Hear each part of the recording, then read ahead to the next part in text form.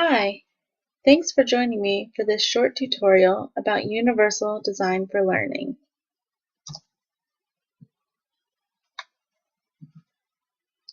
What is UDL? UDL is a framework for assessing curricula to address all learners.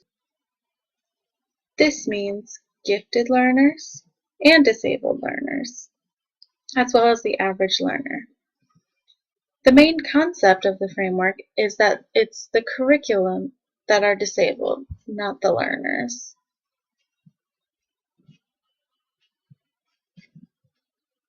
How are curricula disabled?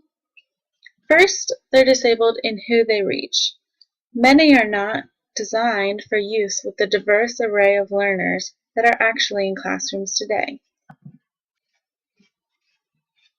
Curriculum are also disabled in what they can teach. They're not designed with learning strategies in mind. And finally, we say that curricula are disabled in how they can teach. Most curricula are limited in differentiation for learners and level of learning. They're better at presenting information than actually teaching. Now let's take a look at the 3 UDL principles. The first principle is provide multiple means of representation. It is important to provide options for perception so that key information can be perceived by all learners. The best way to do this is by offering learners ways of customizing the display of information, for example, font style, size, and color. You should also offer alternatives to auditory information, such as ensuring videos used in class have closed captioning,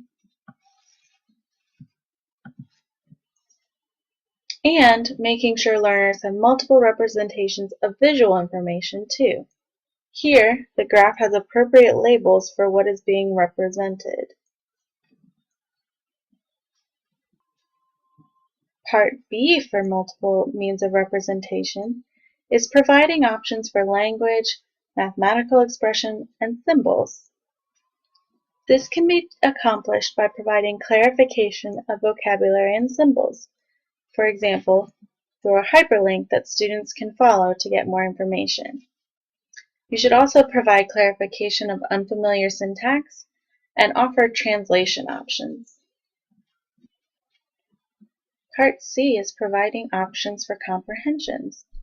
This can be done using graphic organizers to activate prior knowledge, show relationships and highlight patterns, and providing scaffolding to aid understanding. Principle 2 is provide multiple means of action and expression. This is done by providing options for physical action. When possible, it is best to allow learners to customize the timing and speed of lessons. Also, make sure that lessons are accessible using assistive technologies, such as the alternative keyboard seen here. It is also important to provide options for expression and communication. As an educator, you can use multiple media for communication, construction, and composition in the classroom. This can be done through the use of discussions, videos, manipulatives, diagrams, comic strips, and lots more. You should also be providing options for executive functions. Learners need help with appropriate goal setting, support for planning and strategy development, and facilitation managing information and resources. The third principle is provide multiple means of engagement. This is done through providing options for recruiting interest. Educators must optimize individual choice and autonomy of their learners,